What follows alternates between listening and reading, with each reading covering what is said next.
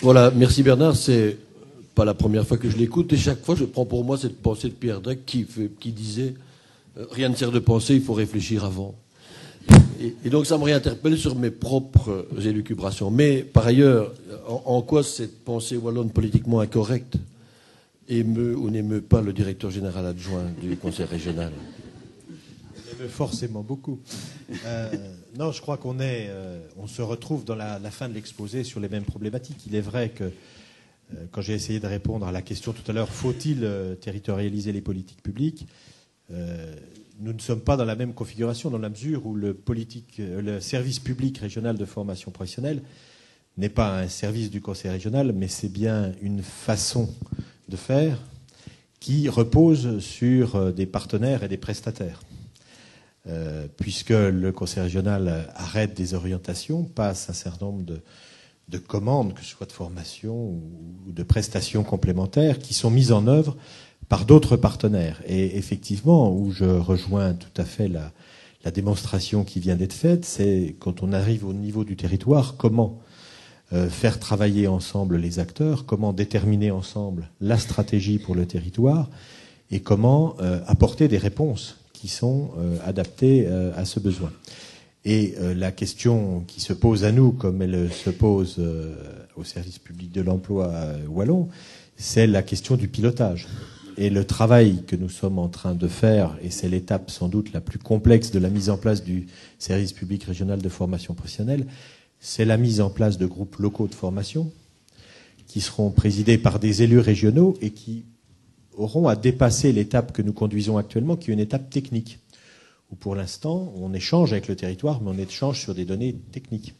On échange sur des statistiques, on échange sur des entrées en formation, on échange sur toutes ces choses-là. L'étape suivante, pour arriver à atteindre l'objectif qui est celui de l'émergence pour un territoire d'une stratégie adaptée, c'est bien l'étape politique, et il faut bien donc que le politique soit mis au premier rang de l'animation et du pilotage de ce service public régional de formation professionnelle. C'est l'étape 2011. Donc, d'une certaine façon, on est un petit peu dans le même timing avec un effet contraire, je le rappelle, parce qu'il ne facilite pas les choses en ce moment. C'est vrai que, alors que tout le monde convient qu'il est bon et nécessaire de renforcer la territorialisation, que ce soit au niveau d'ailleurs de la région ou au niveau d'un territoire, qui reste à définir, parce que je ne sais pas si on peut lancer le débat ce matin, c'est que le territoire, ça peut être un territoire administratif avec lequel on dialogue en permanence. Ça peut être aussi un territoire de projet où on est amené à dialoguer dans une conjoncture particulière. Et cet aspect-là est extrêmement important dans la territorialisation des politiques publiques de formation professionnelle. Il y a bien plusieurs niveaux de territoire. Il faut bien, pour instaurer un dialogue permanent, et notamment au niveau du politique, avoir une identité territoriale qui peut être un pays, une zone d'emploi. Après, ça reste à déterminer et à négocier, mais il faut trouver l'échelon pertinent. Mais la pertinence, elle peut se trouver aussi dans des communautés qui portent des projets et avec lesquels nous devons également pouvoir travailler. Voilà, donc je pense que, pour terminer, que même si tout le monde convient qu'il faut territorialiser les politiques de formation professionnelle, malheureusement, on assiste au niveau national en France à une tentative forte de recentralisation parce que la formation, c'est aussi un outil de traitement social d'un certain nombre de difficultés et que quelquefois, cet aspect-là est amené à masquer le véritable objet, la véritable finalité des politiques de formation. Tu peux continuer sur ce thème. Vous en prendriez pour un moment, je pense. Bernard ? Oui, mais effectivement, vous avez pointé du doigt. La question maintenant pour nous est la question politique de départ. Effectivement.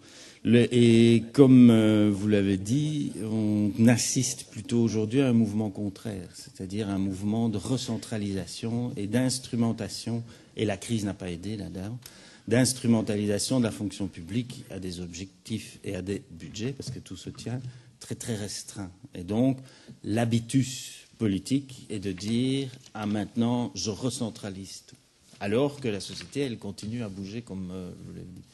Et ça me fait penser aux travaux du professeur Innerarity de l'université de Saragosse, qui a écrit cet ouvrage où il appelle « La démocratie sans l'État », où il montre de manière assez claire que finalement le politique c'est devenu un métier comme les autres.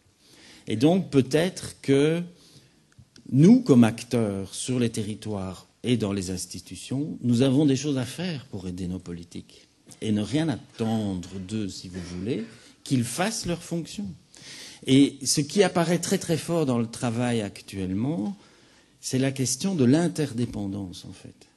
Et c'est le management de l'interdépendance qui devient, et de la complexité qui devient compliqué à concevoir. Et il y a quand même, parce que la plupart des politiques que je crois sont des politiques qui veulent le bien du monde et qui mettent beaucoup d'énergie là-dessus. Mais les difficultés, c'est dans le jeu du système politique, comment pouvoir porter ces évolutions-là.